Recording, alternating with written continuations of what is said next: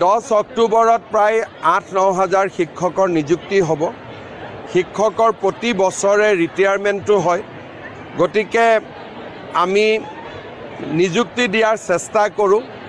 কেতিয়াবা হাইকোৰ্টত কেছ আদিও থাকে। তাৰ মাজতে মই ভাবোঁ যে পৰিৱেশ আগতকৈ ভাল আৰু ভাল কৰিব লাগিব। আদৰ্শ LP নহয়, হাইস্কুলে হ'ব। LP আদৰ্শ কৰাৰ কথা আমি চিন্তা কৰা নাই, কিন্তু হাইস্কুলবিলাক আমি হায়াৰ ছেকেণ্ডাৰী কৰিম। 10 অক্টোবৰত প্ৰায় 8-9 হাজাৰ শিক্ষকৰ নিযুক্তি হ'ব। শিক্ষকৰ প্ৰতি বছৰে ৰিটায়াৰমেণ্টটো হয়, গতিকে আমি নিযুক্তি দিয়াৰ চেষ্টা কৰোঁ। কেতিয়াবা হাইকোৰ্টত কেছ আদিও থাকে।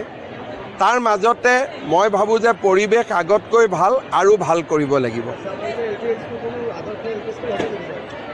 আদৰ্শ LP নহয়, হাইস্কুলে হ'ব।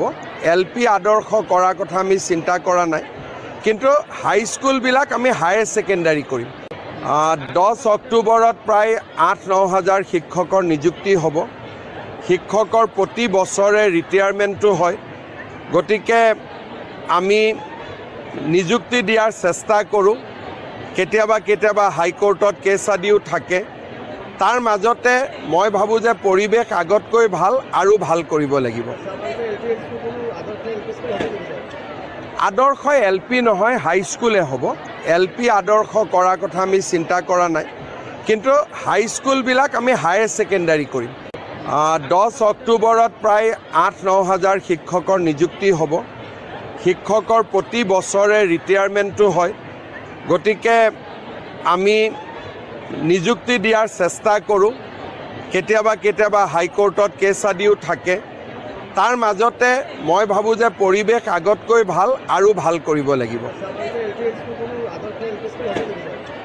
আদৰ্শ LP নহয়, হাইস্কুলে হ'ব। LP আদৰ্শ কৰাৰ কথা আমি চিন্তা কৰা নাই, কিন্তু হাইস্কুলবিলাক আমি হায়াৰ ছেকেণ্ডাৰী কৰিম।